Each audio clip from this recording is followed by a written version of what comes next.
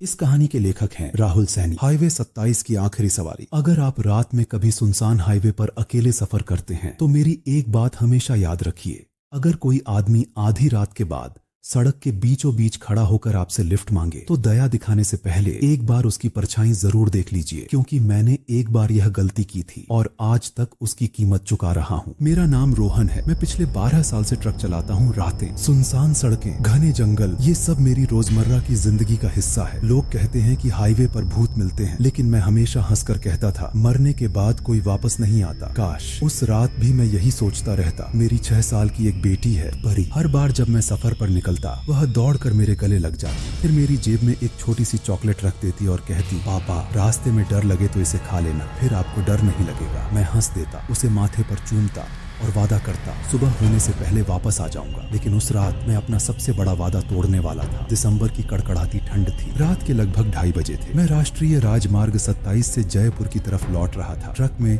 सिर्फ मैं था। बाहर इतना घना कोहरा था कि हेडलाइट की रोशनी भी कुछ कदम आगे जाकर अंधेरे में खो जाती थी। सड़क बिल्कुल खाली थी, न कोई गाड़ी, न कोई इंसान, बस इंजन की आवाज और मेरे दिल की धड़कन। तभी रेडियो अपने आप बंद हो गया। मैंने स्विच दबाया, कुछ नहीं हुआ। फिर अचानक रेडियो में किसी छोटी बच्ची की हंसी सुनाई दी। मैंने सोचा शायद कोई रेडियो सिग्नल आ गया होगा, लेकिन अगले ही पल एक बच्ची की आवाज आई, पापा जल्दी घर आओ। मेरे हाथ स्टीयरिंग पर जम गए। यह आवाज बिल्कुल मेरी बेटी परी जैसी थी। मैंने तुरंत रेडियो बंद कर दिया। आवाज रुक गई, लेकिन मेरे दिल में एक अजीब सा डर बैठ चुका था। करीब 5 मिनट बाद हेडलाइट की रोशनी में मुझे सड़क के बीचों बीच एक आदमी दिखाई दिया। उसने सफेद शर्ट पहन रखी थी, शर्ट पर मिट्टी लगी थी और सीने पर गहरे भूरे रंग का पुराना धब्बा था, जैसे किसी पुराने हादसे का निशान हो। उसके एक हाथ में लाल रंग की एक छोटी सी गुड़िया थी, दूसरा हाथ लिफ्ट मांगने के लिए उठा हुआ था। मैंने ट्रक की रफ्तार कम की। फिर अचानक मुझे परी की बात याद आई, पापा किसी को मुसीबत में अकेला मत छोड़ना। मेरे पैर अपने आप ब्रेक पर चले गए। ट्रक रुक गया। मैंने दरवाजा खोला। वह आदमी धीरे धीरे चढ़कर मेरे पास वाली सीट पर बैठ गया। उसने मेरी तरफ देखा भी नहीं, बस उस लाल गुड़िया को अपनी छाती से लगाए रहा। पूरे केबिन में अचानक बर्फ जैसी ठंड फैल गई। मैंने कांपती आवाज में पूछा, भाई कहाँ जाना है? कुछ पल तक वह चुप रहा, फिर बहुत धीमी आवाज में बोला, घर। मैं मुस्कुरा दिया। अच्छा, मेरा भी घर इसी रास्ते में है। पहली बार उसने मेरी तरफ देखा। उसकी आंखों में डर नहीं, सिर्फ इतना गहरा दर्द था कि मैं उसकी आंखों में ज्यादा देर तक देख ही नहीं पाया। वह बोला, एल घर, जहाँ मेरी बेटी आज भी मेरा इंतजार कर रही है। मैंने सहज होकर पूछा, कितनी उम्र है उसकी? उसने अपनी हथेली में पकड़ी गुड़िया को देखा और हल्की मुस्कान के साथ बोला, आज उसका 7वां जन्मदिन है। उसकी आवाज टूट गई। मुझे अपनी बेटी परी का चेहरा याद आ गया। मैंने जेब से वह चॉकलेट निकाली जो परी ने जाते समय मुझे दी थी। मैंने कहा, ये रख लीजिए, अपनी बेटी को दे देना। उसने चॉकलेट की तरफ देखा, लेकिन हाथ नहीं बढ़ाया। उसकी आंखों से आंसू बहने लगे। वह धीरे से बोला, काश मैं उसे दे पाता। इतना कहकर वह खिड़की से बाहर देखने लगा और उसी पल मुझे पहली बार महसूस हुआ कि शायद मैंने जिस आदमी को अपने ट्रक में बैठाया है वह कोई साधारण मुसाफिर नहीं, बल्कि कोई ऐसा था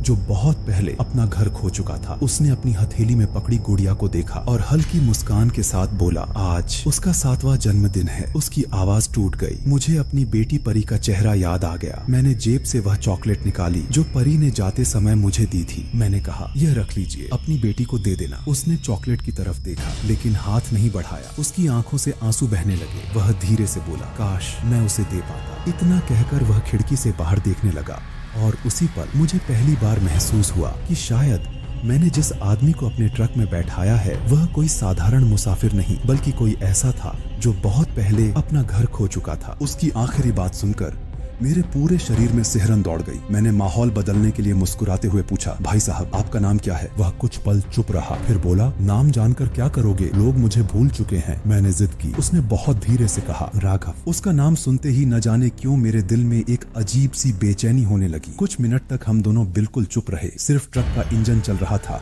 अचानक उसने मुझसे पूछा, अगर तुम्हारी बेटी किसी रात तुम्हारा इंतजार करती रहे और तुम कभी घर ही न पहुंचो तो उसे कैसा लगेगा? उसका सवाल सुनकर मेरा गला सूख गया। मैंने कोई जवाब नहीं दिया। उसने अपनी जेब से एक पुरानी मुड़ी तुड़ी तस्वीर निकाली। उसमें एक छोटी बच्ची हंस रही थी। उसने तस्वीर को प्यार से देखा और बोला, उस रात मैंने उससे वादा किया था कि उसके जन्मदिन पर सबसे पहले मैं ही केक काटूंगा, लेकिन मैं अपना वादा नहीं निभा पाया। यह कहते कहते उसकी आंखों से आंसू टपकने लगे। उसके आंसू जमीन पर नहीं गिरे बल्कि सीट पर गिरते ही गायब हो गए। मैंने पहली बार उसकी तरफ ध्यान से देखा। उसके कपड़े पूरी तरह भीगे हुए थे, लेकिन बाहर बारिश बंद हुए घंटों हो चुके थे। उसके जूतों से लगातार गीली मिट्टी गिर रही थी। पूरे ट्रक में मिट्टी और सड़ी हुई लकड़ी जैसी गंध फैल गई। तभी ट्रक का रेडियो अपने आप चालू हो गया।